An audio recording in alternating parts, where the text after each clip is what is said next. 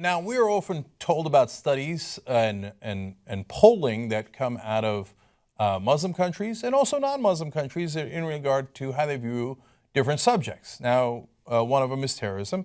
One of them is Sharia law. So I want to quote a Pew Research poll here. Do you support the establishment of Sharia as official law? They asked in majority Muslim countries in North Africa and the Middle East. And that is a stunningly high number. 74% of the people in those countries said yes, they support Sharia law. Now, this is where a lot of people stop and go, oh my God, that's it. They all believe in chopping hands, heads, etc. But of course, the interpretation of Sharia law is enormously diverse. I'm not Muslim, so I'm not going to bother trying to figure out who's right and who's wrong about how to interpret Sharia law. But what Gallup did in their survey was they said, okay, look, we're going to specifically talk about killing civilians. So if it turns out, for example, the Sharia law does in fact want you to kill more civilians, well, that's obviously going to be problematic. But let's find out if that is what they say, right? If that is the interpretation of the people in those countries. So they asked, do you believe in the deliberate targeting and killing of civilians is sometimes justified? Now, the other option was never justified. So 14% of the people in those majority Muslim countries in North Africa and the Middle East said that yes, it is sometimes justified.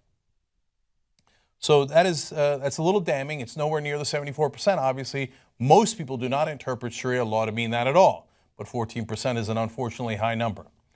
Now, before you judge, let's find out what other countries answered to that same exact question.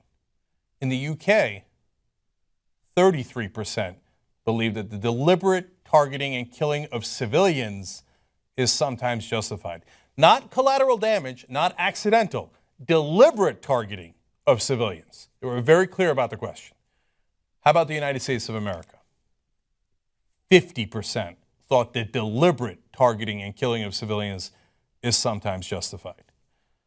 So, if we're looking at polling to determine who is more violent and more prone to what we normally, colloquially call terrorism, the deliberate killing of civilians, it turns out the population of the United States is about 4 times as likely to support the deliberate killings of civilians.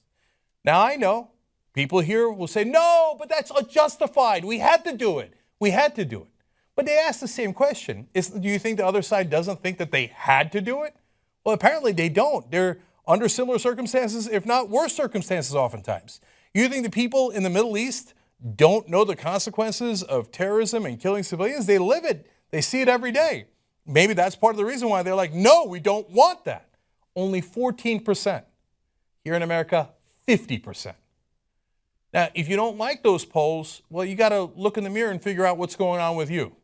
All right, so if you think, wow, that's something we should work on together here in America to make it better, great, then I agree with you. If you want to ignore it and say, no, I just want to keep blaming the other side, okay, then perhaps you don't like polls and you don't like facts. Okay.